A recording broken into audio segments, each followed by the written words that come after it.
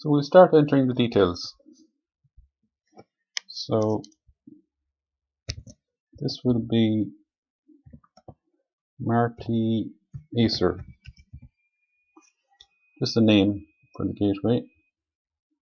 Recovery key, so don't forget your recovery key, and make up one here.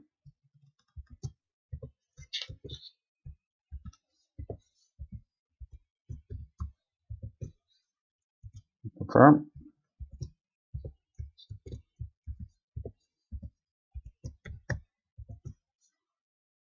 Then press configure.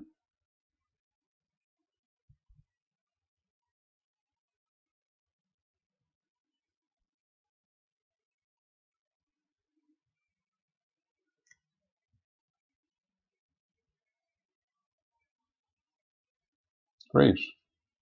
Marty Acer is online and ready to be used.